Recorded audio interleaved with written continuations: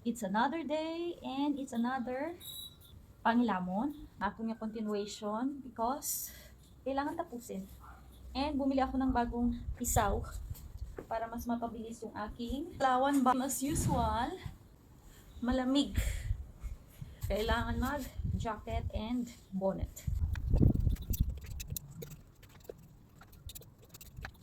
Mas maganda tong tisaw ko ngayon, oh. Kasi malaki ba siya?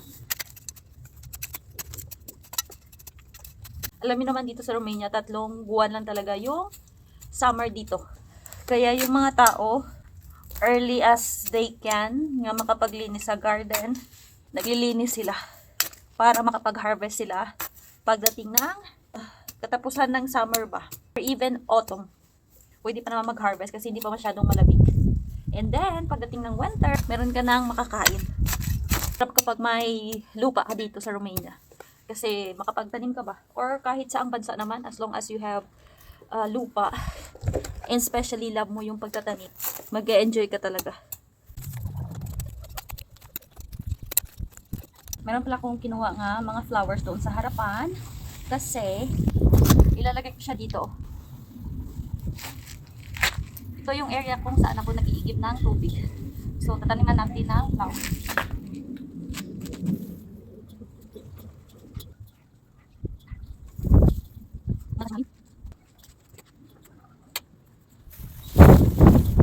Yung ganitong flower is madali lang siyang patubuin ba. Hindi ko pa natapos yung area na to. Ito pa siya, oh. Yung lilinisan ko. Itong Chinese bamboo is tatanggalin ko siya.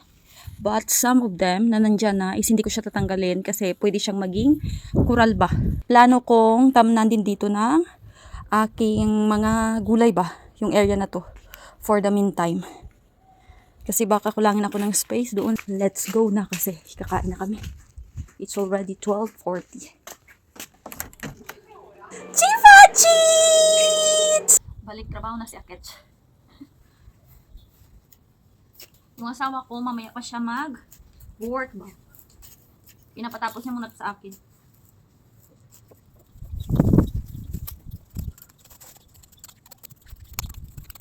Dito naman ako sa garden. Kasi tapos na ako doon. Then, magtatanim ako ng Bombay or tinatawag dito na Chapa. Ay! Pulang Bombay yung itatanim ko ba. Kasi nakatanim na ako ng puti. Ganito kaliliit yung Bombay na itatanim ko. So, ito siya, oh. Yung pagtatamnan ko. Ginawa to ng asawa ko kahapon. Lagay na natin.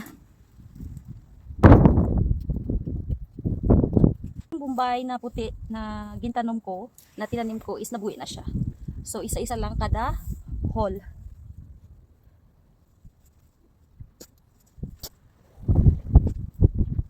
Nandito na ako sa loob. Mabilis lang ako doon sa labas kasi the weather, oh. Biglang nagbago ang weather at bigla siyang lumakas ang hangin and umulan siya ng konti. It's good kasi mabibinyagan yung onion ko doon, oh. So, mabilis lang talaga, oh. Ang liwanag na dito sa may labas ng aming bahay, oh. Kasi malinis na ba? Nalinisan na. Tapos yung mga plastic na yan is mga hilamon na ilalagay ko doon sa may likod kasi meron kami doon para sa compost ba. Linis na ang paligid. Tingnan nyo naman, oh, bigla na lang nag-snow dito sa amin. Yung aking mga pananim. Wala akong pang cover doon. Ganito spring. Spring ka na nga. Pero dumating pa rin ang snow. Unpredictable talaga. Sayang ang aking mga pananim. Yan. So cute.